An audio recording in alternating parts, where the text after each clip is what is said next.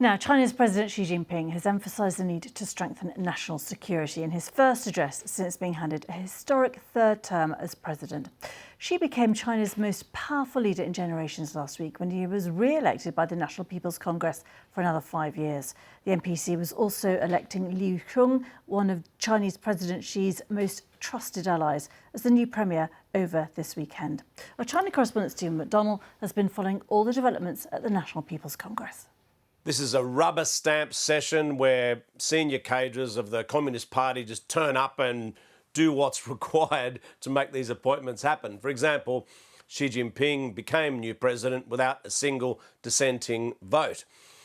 That said, at the end of the Congress, he made a speech and he spoke about this great wall of steel that China's military needed to be modernised and also state security needed to be toughened up. He said that these two things were important to have stability in China.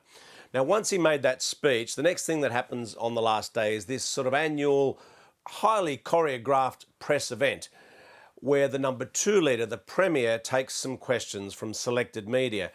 Now, the message from that press event was that China is still a friendly place to do business. Li Qiang said that it doesn't matter what your structure is, what type of ownership you have for your company, you'll be treated equally in China.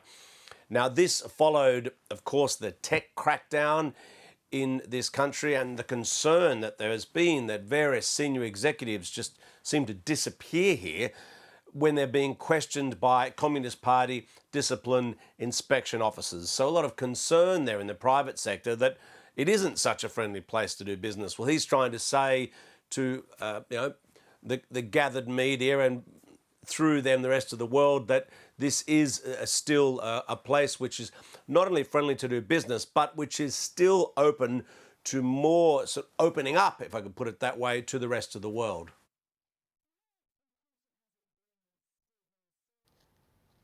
Stephen McDonnell there. Well, we also spoke to Charles Parton, a former senior China diplomat now working with the Mercator Institute for China Studies, and he gave us his assessment of the National People's Congress. Well, let's first of all put it into context. I don't think that the two meetings, as they call them, the National People's Congress and the Chinese People's Political Consultative Committee, are any way as important as the Party Congress, which happened at the end of the last year. That's where power really comes from the party and from the control of the military. And Xi as president is not that important. It adds a bit of aura and a bit of authority, but I think we need to put that into context. I mean, what we've seen in the last sort of 10 days of the National People's Congress, etc., is it's morale boosting. It's setting out the priorities and publicising them. It's ratified certain government positions, but the party was always going to be in control there. So and they've consulted and taken the temperature, but I don't think we should get too carried away by what's happened in the last 10 days. We're seeing on the other side of the world the AUKUS meeting, and we've seen these increased public tensions, haven't we, between the US, its Western allies, and China. What is the Chinese response to that? We saw some very heightened language in the last few days. Well, I think it continues as it's always been, in the sense that what is the basis of Chinese foreign policy is a very profound anti-Americanism.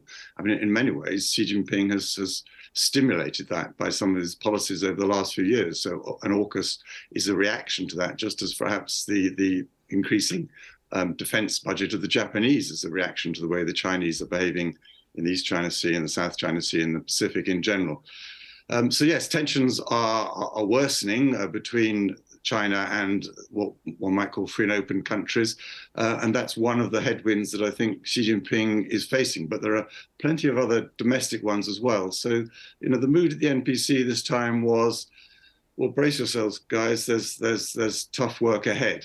And this is just part of it, an increasingly hostile world towards China. And just to ask the Taiwan question, what is your reading of that?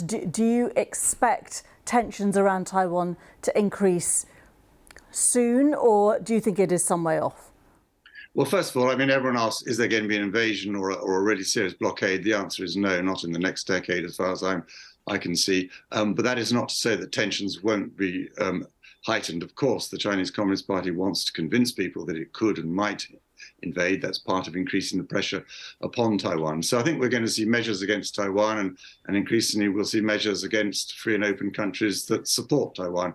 So it's another point of contention between China and the free and open world.